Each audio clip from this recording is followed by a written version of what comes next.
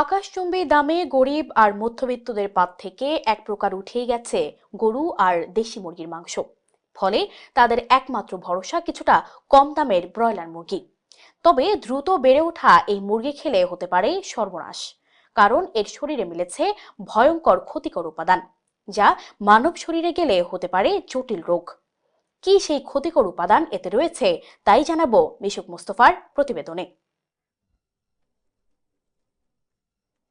Grill Sharma কিংবা chicken fry যাই খেতে চাই তার ভেতরেই ব্রয়লার মুরগি। খেতে সুস্বাদু হলেও এতে ক্ষতিকর অ্যান্টিবায়োটিক এবং ভারী ধাতুর অস্তিত্ব মিলেছে। সম্প্রতি এই নিয়ে একটি গবেষণা চালানো হয়েছে।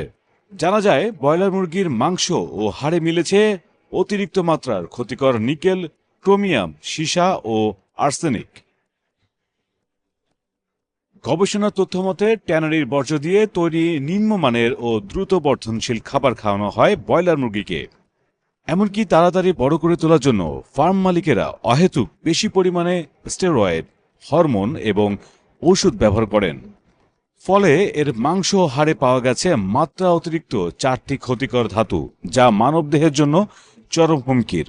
বিষাক্ত ক্ষতিকর বিভিন্ন সালফাইড দ্রবণ রয়েছে, যেগুলো মানুষকে মেরে ফেলবে তিলে তিলে করে। অ্যান্টিবায়োটিক মানুষের জন্য আবিষ্কার হয়েছে, কিন্তু পোলট্রি এবং এগ্রিকালচার থেকে 70% অ্যান্টিবায়োটিক ব্যবহৃত হচ্ছে।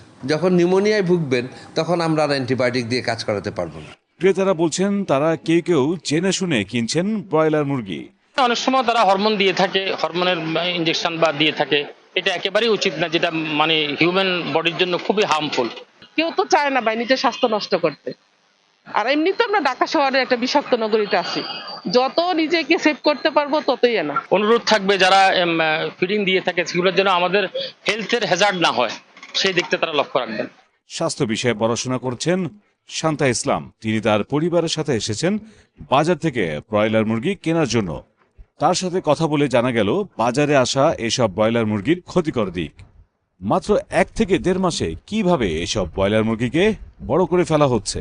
আমাদের তো আসলে কিছু করার নেই, আমরা জানছিও না কিভাবে কি করছে, আমরা তো বাধ্য, কারণ আমাদের খেতে হবে। আসলে সাধারণ ক্রেতা হিসেবে আমরা একটাই চাই যে আমরা ভালো কিছু খেতে চাই। যেমন ধরেন কোনো মেডিসিন আর রাসায়নিক কোনো ধরেন কিছু একটা দেওয়ার পরে যেই খাবারটা হয় বা যেটা আমাদের স্বাস্থ্যের জন্য ভালো না।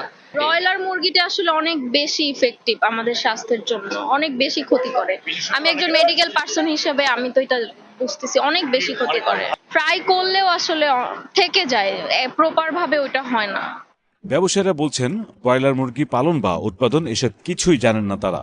এমনকি এসব মুরগিকে কি খাওয়ানো হচ্ছে তা নিয়ে মুখ খুলতে চান না। খামারিরা বলতে পারবে ওরা কি খাওয়াতেছে।